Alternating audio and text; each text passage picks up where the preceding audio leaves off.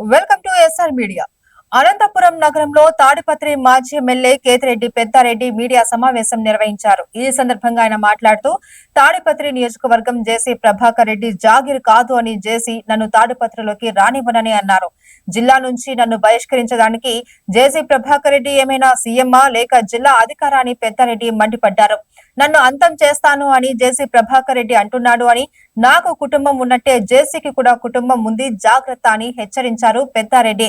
జేసీ వాహనాలపై అక్రమ కేసులు నేను పెట్టించలేదు అని, అవి అధికారులు నమోదు చేశారు అని, ఇందులో ఈడీ కూడా ఇన్వాల్వ్ అయ్యిందని స్పష్టం చేశారు పెద్దారెడ్డి. జేసీ తప్పు చేశాడా లేదా అన్నది నిరూపించుకోవాలి, కానీ తాడిపత్రిలో మళ్లీ అలజడులు సృష్టించడానికి జేసీ ప్రభాకర్ రెడ్డి ప్రయత్నిస్తున్నారని, మా అనుచరులను టార్గెట్ చేశారు అని, అయితే ఇలాంటి వాటికి భయపడేది లేదు అని మండిపడ్డారు పెద్దారెడ్డి. నాకు జామీన్ ఇవ్వకుండా పోలీసులపై ఒత్తిడి తెస్తూ ఉన్నారని, ఎవరిని చేసినా తాడిపత్రిలో ప్రజలకు, వైసీపీ కార్యకర్తలకు నేను ఎల్లప్పుడూ అండగా ఉంటాను అని స్పష్టం చేశారు పెద్దారెడ్డి. తాడిపత్రి అల్లర్ల కేసులో నాకు హైకోర్టు నుండి షరతులతో కూడినటువంటి బెయిల్ ఇవ్వడం జరిగింది. దానికి గాను ఆ కేసులు సంబంధించి జామీన్ లేనికి 15వ తారీఖు నుండి నేను అధికారులను పదే అడుగుతాను. ఆ కండిషన్లో కూడా నేను జామీన్లు ఇచ్చిన తర్వాత 15 రోజులు తాడిపత్రికి పోకూడదని షరతుంది. నేను ఆ జామీన్లు ఇస్తే నాకు ఆ 15 రోజులు గడుస్తుందనే ఒక ఆలోచనతో నేను చాలాసార్లు పోలీసు అధికారులను అడగడం జరిగింది.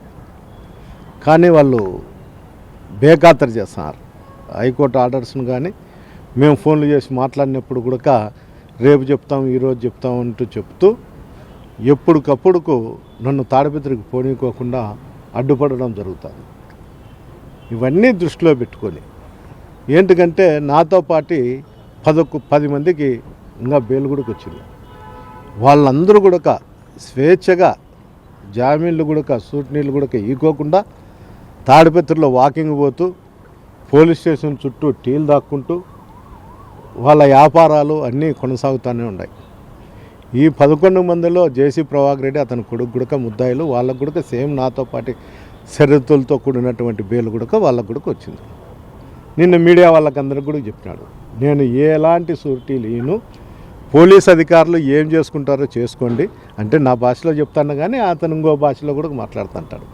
అతనికి ఎక్కువ నోరుదోల కాబట్టి నానాకు భాషలతో మాట్లాడుతుంటాడు. కానీ పాపం ఇక్కడ ఉన్నటువంటి అధికారులు కూడా అలవాటు చేసుకున్నారు అతని భాషకు కానీ అతనికి ఉన్నటువంటి ప్రవర్తన కానీ. నిన్నటి కూడా అధికారులు నన్ను కూడా జిల్లా బహిష్కరణ చేస్తా, తాడిపత్రిలోకి అడుగు పెడితే పంచ ఊడికి కొడతా అని చెప్తాడు. ఏమన్నా తాడిపత్రి జేసీ కుటుంబాన్ని జాగీరా ఏమన్నా అనేది నా ఆలోచన.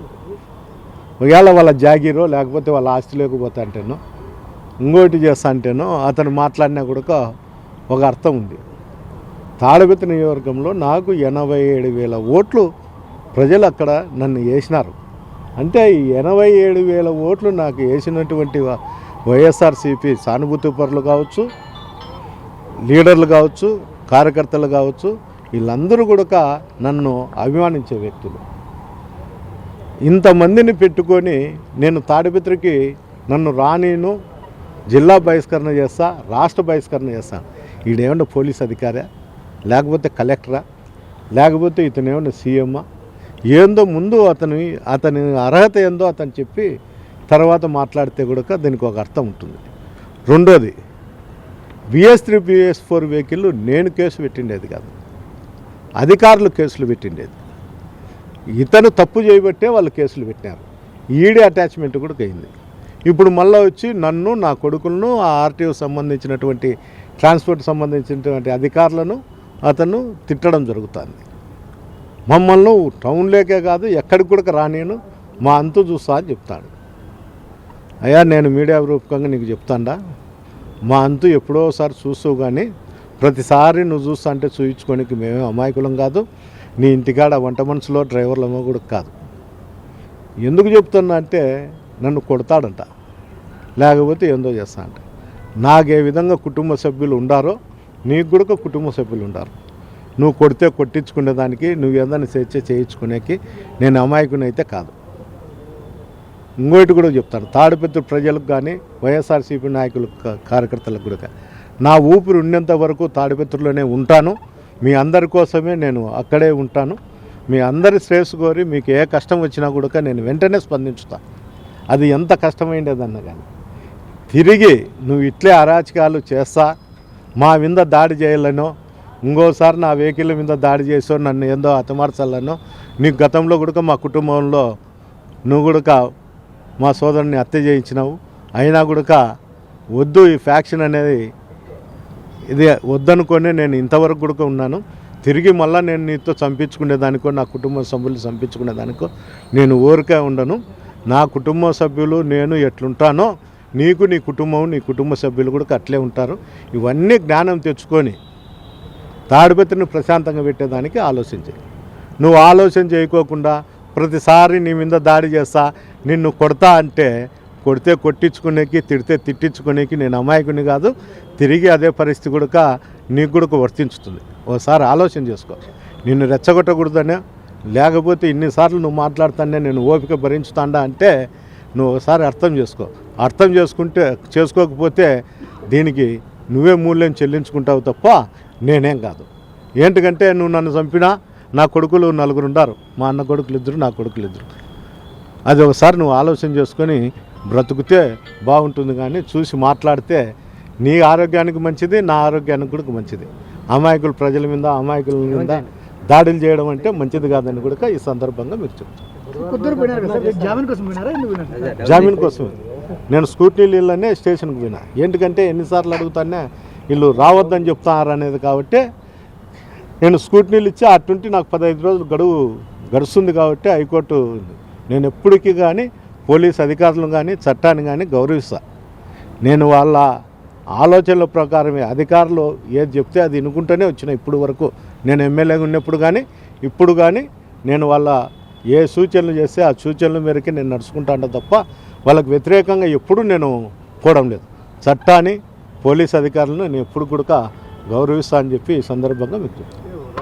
అంటే ఈ కేసులన్నీ కూడా ఛార్జ్షీట్లు అయినాయి, ఈడీ అటాచ్మెంట్ కూడా అయింది. దీనిపైన నాకు తెలిసి అధికారులు ఏంటికో స్పందించలేకున్నారు. నాకు తెలిసి ట్రాన్స్పోర్ట్ వాళ్ళ మీద ఇది 2వసారి. ఓసారి నరుకుతా చంపుతా అంటున్నారు. పాపం ఐపీఎస్లను కూడా నరుకుతా అంటే కింద అధికారులు భయపడుతున్నాడు. పై అధికారులను ఐపీఎస్లను ఎస్పీ స్థాయిలో ఉండే వాళ్ళనే నరుకుతా చంపుతా అంటున్నాడు. మా స్థాయి ఎంత, అందువల్ల నువ్వు ఏది చెప్తే అది చేస్తామని. ఉదాహరణకు నిన్న దాదాపు 10-15 రోజుల కిందట సజ్జలు తిన్నా. ఆ గ్రామంలో 2 తెలుగుదేశం వ్యక్తులు కొట్లాడితే ఒకడు కోమలేకపోతే బెయిలబుల్ సెక్షన్ పెట్టినారు. అసలుకు 324 కోర్టులోనే జామీన్లు ఇచ్చి పంపించడం జరిగింది. ఏంటంటే వాళ్ళిద్దరూ కూడా తెలుగుదేశం కార్యకర్తలే. ఇంకోటి కోమటికుంట్ల సింగళమల్ల కాన్స్టిట్యున్సీ పుట్లూరు మండలంలో కోమటికుంట్లలో వైఎస్ఆర్సీపీ కార్యకర్తను కొట్టినప్పుడు అతను కోమా లేకపోతే స్టేషన్ బెయిల్ ఇచ్చేదానికోసం అందరినీ స్టేషన్లోకి పెట్టి పంపించడంతో అప్పుడు ఉన్నటువంటి ఎస్పీ కావచ్చు వీళ్ళ ఆదేశాల మేరకు మళ్ళా కూడా తిరిగి 307 వేసి కొంతమంది రిమాండ్ పంపించి ఒక వ్యక్తిని వదిలేసినారు స్టేషన్ నుంటే. అది అతను చనిపోవడం కూడా జరిగింది. అతనికి మళ్ళీ చనిపోయిన తర్వాత 302 వేయడం జరిగింది. అంటే పోలీస్ వ్యవస్థ మీద జేసీ ప్రభాకర్ రెడ్డి ఎంత ఒత్తిడి తెచ్చి అంటే చచ్చిపోతా ఉండే పరిస్థితుల్లో ఉన్నా కూడా వాళ్ళకు బెయిలబుల్ సెక్షన్లు వచ్చే విధంగా చేస్తాడంటే ఒకసారి అందరూ కూడా గమనించాలి. రాష్ట్రంలో ఏ విధంగా జరుగుతుంది, ఏ విధంగా ఉందనేది రాష్ట్రంలో ప్రతి పోలీస్ అధికారి కూడా స్పందించండి. కనీసం మీ ముందుకు వచ్చి మీ అధికారుల జోలికి వచ్చి మీ ఐపీఎస్ల జోలికి వచ్చి ఐఏఎస్ల జోలికి వచ్చినప్పుడు కూడా మీరు స్పందించకపోతే ప్రజాస్వామ్యం అనేది ఏముండదు. లా అండ్ ఆర్డర్ అనేది మీ చేతిలో నుండి కూడా జారిపోయే ప్రమాదం కూడా ఉంది ఈ రాష్ట్రంలో. అందువల్ల అలాంటి ప్రమాదం లేకుండా ఎక్కడెక్కడ సమస్యలు లేకుండా కూడా అడ్డుగు కట్ట వేస్తే తప్ప లేకపోతే ఎక్కడ లేదు. ఈ జిల్లాలో 7 కాన్స్టిట్యున్సీలలో ఒక తాడిపత్రి ఒక్కటే ఈ విధంగా జరుగుతుంది. ఎక్కడ కూడా చిన్న చిన్న ఘర్షణలు తప్ప ఏం జరగడం లేదు. అంటే మనిషిని చంపినా కూడా నేనుండా అని చెప్పి ఒక భరోసా ఇచ్చాడు తెలుగుదేశం నాయకులకు కానీ పోలీసు అధికారులకు కూడా. మీరు చూచున్నట్లు పోవాలని అసాంఘిక కార్యక్రమాలు పెట్టినాడు. దీనిలో పైన అంతటి కూడా వచ్చే డబ్బులు కావచ్చు, ఆ కార్యక్రమాలు చేసేటువంటి వ్యక్తులతో ఇంటి దగ్గర మనుషులను పెట్టుకొని దాడులు చేయడం జరుగుతుంది.